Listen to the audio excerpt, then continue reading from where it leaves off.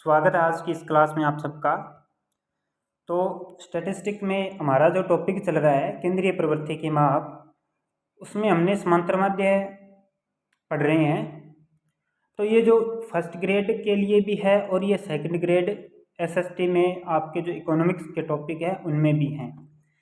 तो जिस टाइप के एग्ज़ाम में क्वेश्चन पूछे जाते हैं तो उनसे संबंधित आज की ये क्लास है कि यहाँ पे एग्ज़ाम में किस टाइप के प्रश्न पूछे जाते हैं। तो क्लास को शुरू से लेकर अंत तक पूरी देखिएगा, तभी आप समझ पाओगे। और क्लास को शेयर जरूर कीजिएगा।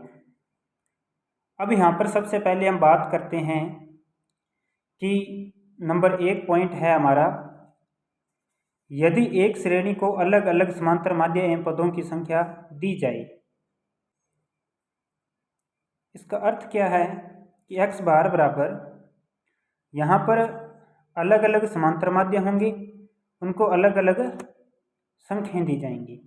x, ये x1 ऊपर इसके बाहर ली हुई ये समांतर माध्य को दर्शा रहा है और n जो है वो पदों की संख्या को दर्शा रहा है। ठीक है, तो इस फॉर्मूले का प्रयोग किया जाता है। अभी आप कैसे समझ में नहीं आएगा, इसके लिए मैंने एक एग्जाम्पल ले रखा है। इस एग्जाम्पल के द्वारा देखिए, ये एग्जाम्पल है। देखिए, एक फैक्ट्री में कै समूह के कर्मचारियों की संख्या 250। तो यहाँ पर कर्मचारियों की संख्या 250 तथा उनकी औसत मजदूरी 40 है। औसत मजदूरी की बात करें, यानी कि ये जो है ये हमारा पहला समांतर माध्य होगा और यहाँ पर पदों की जो संख्या है वो क्या होगी, कर्मचारियों की संख्या होगी। तो यहाँ पर x1 यानी कि समांतर माध्य जो वो 40 और n1 जो है वो हमारा होगा 250। इसके बाद में बी फैक्ट्री में कर्मचारियों की संख्या 200, औसत मजदूरी 50 रुपये हो तो पूरे समूह का सामूहिक समांतर माध्य ज्ञात कीजिए। देखिए, इस विधि को हम सामूहिक समांतर माध्य विधि भी कहते हैं, सामूहिक समांतर माध्य। तो यहाँ पर देखिए, जो ये औसत मजदूरी है 50, ये आ जाएगा x2, ये क्या आ जाएगा, x2 आ जाएगा। ठीक है, और इसके बाद में ये जो 200 है ये आ जाएगा n2। ठीक है, तो यहाँ पर हम क्या करेंगे, इनका इकट्ठा सामूहिक समांतर माध्य ज्ञात करेंगे। ठीक है, तो इसके लिए हमें करना क्या पड़ेगा, तो ये फॉर्मूला मैंने आपको बताया था, पहला समांतर माध्य इंटू पदों की संख्या प्लस दूसरा समांतर माध्य यानी कि औसत जो दी हुई है वह। ठीक है, अब यहाँ पर अगर पहले की बात करें तो ये 40 है और संख्या कितनी है, 250। और दूसरे की बात करें तो बी फैक्ट्री की बात करें तो बी फैक्ट्री का जो औसत है वो 50 है और संख्या जो है कर्मचारियों की 200 है।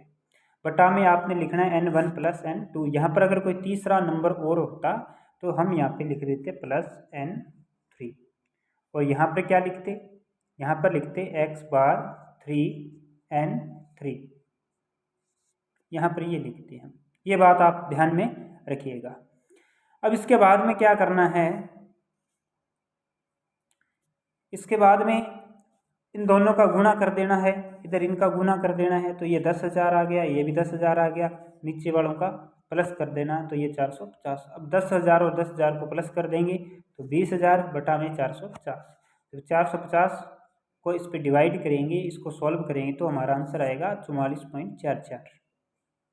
तो ये था आपका सामूहिक समांतर माध्य। आप इसे अगर एग्जाम में क्वेश्चन आता है तो ज़रूरी नहीं है कि आप ऐसे ही करें, आप इसे डायरेक्ट भी कर सकते हैं। 1 मिनट में इसका आंसर आ जाता, कोई ज़्यादा मुश्किल नहीं है। उसके लिए आपने करना क्या है, उसके लिए आपने डायरेक्ट 40 को 250 से अपने माइंड में जैसे गुणा किया, फिर इसको किया, इनका प्लस किया और इन दोनों का प्लस किया, फिर जो इनका जोड़ बन रहा है उसको आपने इस पर दे देना है डिवाइड। ठीक है, तो फिर हमारे पास जो सामूहिक समांतर माध्य आ जाएगा। हाँ, फॉर्मूला पूछे तो आपको ये याद करना पड़ेगा। इसके बाद में बात करते हैं नेक्स्ट टाइप की बात करें तो यहाँ पर देखिए ये कह रहा है कि 20 विद्यार्थियों का औसत 60 है। यदि 3 विद्यार्थियों का भार 10, 15, 25 के स्थान पर 20, 10, 40 लगा लिया गया हो। ये त्रुटि वाले प्रश्न है। तो नया समांतर माध्य क्या था? ये क्या कह रहा है? 20 विद्यार्थियों को औसत, यानी कि 20 का औसत जब ऐसा क्वेश्चन दे तो आपने क्या करना है, 20 का 60 के साथ मल्टीप्लाई करके गुणा करके टोटल नंबर्स निकाल लेने हैं। जो विद्यार्थी थे कुल, जिनका औसत था वो कुल नंबर निकाल लेने हैं। तो ये कितना आया भार? 1200 आ गया टोटल भार विद्यार्थियों का। यहाँ पर कुछ भी हो सकता है, अंक भी दे सकता है, भार भी दे सकता है। अब आपने क्या करना है, यहाँ पे गलत भार को जोड़ना है और सही भार का जोड़ कर लेना है। गलत भार को प्लस कर लेना है और सही भार को प्लस कर लेना है। जैसे यहाँ पर गलत भार था 20, 10, 40 जोड़ किया तो आया 70 और सही भार कितना आया 50। इसके बाद में आपने क्या करना है कि जो टोटल नंबर्स थे उसमें से जो सही भार है उसको प्लस कर देना है और जो गलत भार है उसे घटा देना है।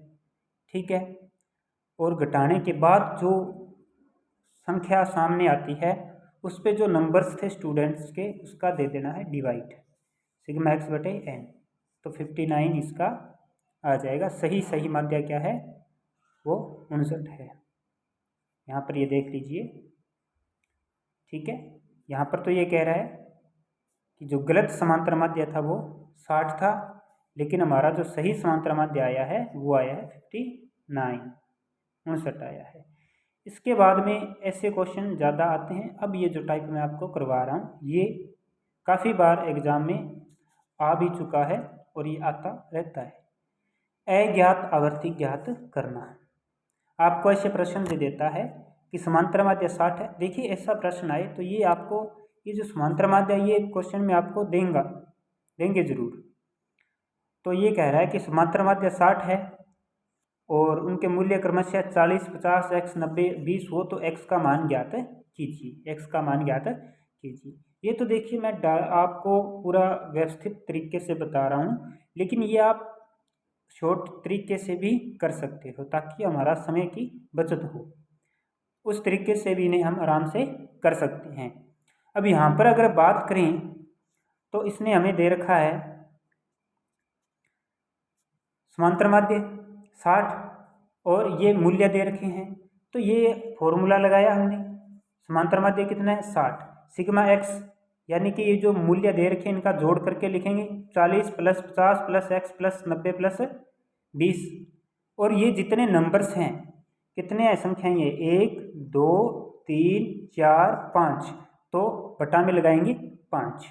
अब यहाँ पर थोड़ा सा ध्यान से देखिएगा कि ये क्रॉस गुणा होगा। इसके नीचे हम 1 मान लेते हैं, क्रॉस गुणा करेंगे तो 60 का 5 के साथ होगा गुणा और इधर इनका जोड़ कर देते हैं 40, 50, 90, 20 तो आता है 200 प्लस एक्स। एक बात अगर मैं यहाँ पर आपको और बता दूँ कि यहाँ पर अगर ऐसे होता जैसे 40 प्लस 50 प्लस 3x प्लस 90, जैसे मान लो ये होता, तो आप जब इनका जोड़ करते तो ध्यान रखिएगा जोड़ करते वक्त आप केवल 40, 50 और 90 इसको ही प्लस करोगे। इस 3 को अंदर मत जोड़ना, इसे अलग रखना है। कैसे रखना है? जैसे इनका जोड़ हो गया 180 और ये हो जाएगा 3x, आपको ऐसे लिखना है। फिर ये बात आप ध्यान में रखिएगा। अब इसका गुणा करके ये वैल्यू आ गई हमारे पास 300, ये आ गई 200 प्लस x। अब हमने क्या करना है, इस 200 को इधर ले आएंगे, ये प्लस का है, इधर आ जाएगा तो हो जाएगा माइनस का, और इसको घटाएंगे तो हमारे पास इस x की वैल्यू आ जाएगी कितनी 100। तो ये हमारा जो x है, x की वैल्यू आ चुकी है। उम्मीद कर रहा हूँ आपको समझ में आ रहा होगा। इसके बाद में नेक्स्ट हम बात करते हैं आगे प्राकृतिक संख्या का समांतर माध्य ज्ञात करना। प्राकृतिक संख्या का समांतर माध्य ज्ञात करना। इसमें देखिए जैसे आपको कोई प्रश्न दे दे कि 1 से 100 तक की प्राकृतिक संख्याओं का समांतर माध्य बताइए, या 101 से 150 तक की संख्याओं का प्राकृतिक संख्या का समांतर माध्य ज्ञात कीजिए। अगर आपको ऐसा प्रश्न दे तो आपने एक फॉर्मूला थोड़ा सा ध्यान में रखना है, वो बिल्कुल ईजी है। तो हमारा समांतर माध्य कैसे ज्ञात करेंगे? प्रथम संख्या प्लस अंतिम संख्या बटा में 2, प्रथम संख्या प्लस अंतिम संख्या बटा में 2। यहाँ पर आप क्या करोगे? प्रथम संख्या कौन सी होगी हमारी? 1, जो जहाँ से शुरू करेगा वो, और जहाँ तक पूछ रहा है यानी कि 100 तक पूछ रहा है तो ये अंतिम संख्या हो गई। तो यहाँ पर हमारा आ जाएगा प्रथम संख्या तो 1 प्लस का प्लस और अंतिम संख्या 100। 100 और 1 को प्लस करें तो आता है 101, और बटा में 2 है, 2 का भाग देंगे तो आ जाएगा 50.5। ये है प्राकृतिक संख्या का समांतर माध्य ज्ञात करना। इसके बाद में आगे बात करें नेक्स्ट, तो देखिए ये नेक्स्ट टाइप है कि किसी सम्मक श्रेणी का समांतर माध्य 30 है, तो यदि प्रत्येक सम्मक को 3 से घटाया जाए तो नया समांतर माध्य क्या होगा? अगर ये प्रश्न आ जाए ऐसा कि कोई आपको श्रेणी दे दे, उसका समांतर माध्य दे दे 30, 40, 50 जितना भी, और बोल दे कि प्रत्येक सम्मक में से 3 घटाया जाए या 4 घटाया जाए, कितना भी घटाया जाए, अगर समांतर माध्य पूछ ले। देखिए जब वो प्रत्येक में से घटाएगा तो जो टोटल समांतर माध्य दिया हुआ है उसमें से भी वो माइनस हो जाएगा। ठीक है, तो यहाँ पर उसने 30 दे रखा है समांतर माध्य 30, तो यहाँ पर हम क्या करेंगे? ये 50 लिखना था, यहाँ पे 50 है, ये ध्यान दीजिएगा थोड़ा। तो यहाँ पर 50 में से 3 माइनस करेंगे तो क्या हो जाएगा? 47 हमारा आंसर आएगा। यानी कि समांतर माध्य भी 3 कम हो जाएगा। जितना प्रत्येक में से घटाने के लिए बोलेगा उतना ही वो कम हो जाएगा। ठीक है, इसके बाद में अगर आप नोट्स बनाओ तो ये थोड़ा सा ध्यान दीजिएगा कि या तो यहाँ पर 50 कर लीजिए, ठीक है, या यहाँ 30 कर लीजिए। ठीक है, यहाँ पे 30, यहाँ पे 30 हो जाएगा। फिर अगर यहाँ 50 करते हैं तो दोनों 50-50 हो जाएंगे। ये बाय मिस्टेक लिखा गया। इसके बाद में नेक्स्ट बात करते हैं आगे। अगर किसी संख्या को भाग दिया जाए, दूसरा, जैसे समांतर माध्य, किसी सम्मक श्रेणी का समांतर माध्य 50 हो, यदि प्रत्येक सम्मक को 2 से भाग दिया जाए तो क्या परिवर्तन होगा? तो आपने यहाँ पर क्या करना है? अगर 2 से भाग दिया जाए या 3 से भाग दिया जाए, जितना प्रश्न में बोले, ठीक है, जितना प्रश्न में बोले, यहाँ पर ये 50 बोल रहा है तो 50 पर 2 का भाग दे दो। यहाँ पर अगर 4 बोलता तो हम 50 पर कितने का भाग दे देते? 4 का भाग दे देते। भाग देने पर जो हमारा उत्तर निकल के आएगा वही हमारा आंसर होगा। इसके बाद में ये आपका जो कुछ इम्पोर्टेंट क्वेश्चन थे, जिस टाइप के आपको पूछ सकते थे, वो मैंने आज आपको करवा दिए हैं। और अगली क्लास में हम पढ़ेंगे भारित समांतर माध्य। भारित समांतर माध्य ये पढ़ेंगे। चैनल को सब्सक्राइब नहीं किया तो चैनल को सब्सक्राइब कीजिए, ज़्यादा से ज़्यादा शेयर कीजिए। मिलते हैं अगली क्लास में। Thank you.